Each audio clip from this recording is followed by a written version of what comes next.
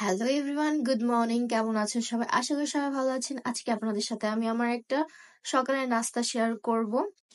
আমি ব্রেকফাস্টে করব আজকে স্যান্ডউইচ। তার জন্য আমি ব্রেড, বাটার অ্যান্ড চিকেন কিমা নিয়ে নিয়েছি। চিকেন কিমাটা ঠান্ডা ঠান্ডা ফ্রিজের থেকে নিয়ে নিয়েছি, কারণ আমার স্যান্ডউইচের ভিতর যে ঠান্ডা কিমাটা ইউজ করে, অনেক শপের মধ্যে ইউজ করে, সো আমার ওইটা খুবই মজা লাগে।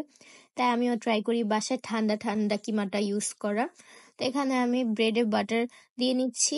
ভালোভাবে আমি ব্যাটারটা ব্রেডে দিয়ে নিব। দেন আমি বাটারটা দেওয়া হয়ে গেলে চিকেন কিমাটা ভালোভাবে ব্রেডের উপর দিয়ে নেব। আমি একটু বেশি করে দিয়ে নেব। বাসায় যেহেতু বানানো হয়, সবকিছু বেশি বেশি করে দিয়ে বানানো যায়, মজা করে করা হয়। তাই আমি অনেক ভালোভাবে কিমাটা ব্রেডের চারপাশে দিয়ে নেব। ব্রেডের চারপাশে কিমাটা দেওয়া হয়ে গেলে আমি ডিম দিয়ে দিব এটার উপরে। দেন আবার আমি ডিমের উপরে অল্প একটু কিমা দিয়ে নিব। এটা না দিলেও হয়, এটা আমি এভাবেই দিচ্ছি, এক্সট্রা দিচ্ছি। তা আমি এটাও অল্প দিয়ে নিব।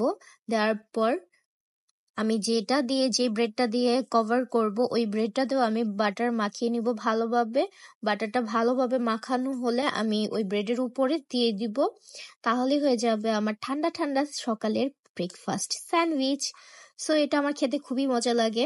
এটা খুবই ইজি প্রসেস।